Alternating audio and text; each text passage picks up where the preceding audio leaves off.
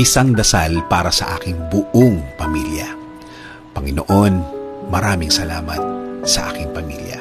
Maraming salamat at lagi silang andyan. Sila po ang aking inspirasyon, ang aking lakas. Sila po ang nagiging kakampi ko sa mga pagsubok ng buhay at laging nakaalalay kapag kailangan ko ng suporta.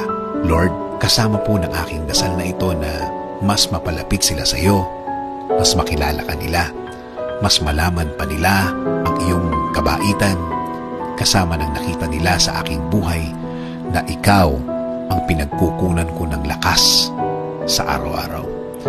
Kasama na rin ang aking dinadasal na tulungan niyo rin ang bawat isa sa kanila sa tuwing kailangan nila ng tulong ninyo, Lord.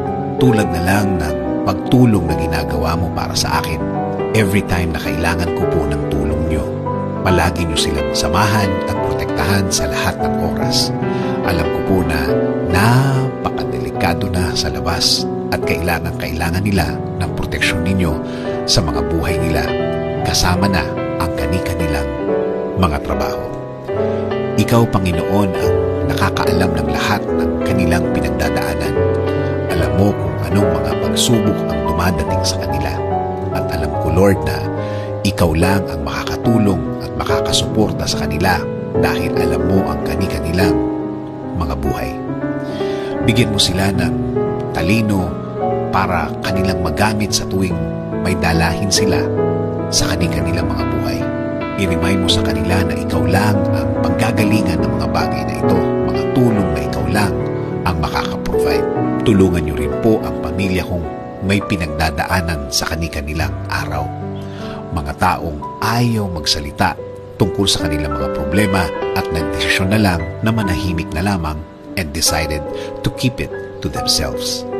Panginoon, alagaan niyo po ang lahat ng magulang, kapatid, at lahat ng miyembro ng pamilyang Pilipino.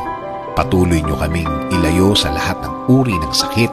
Ilayo niyo po kami sa lahat ng uri ng masama.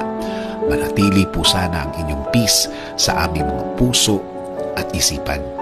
Patuloy niyo pong i-guide ang aking buhay. Bigyan niyo po palagi ng direksyon ng aking araw-araw at ng aking buong pamilya.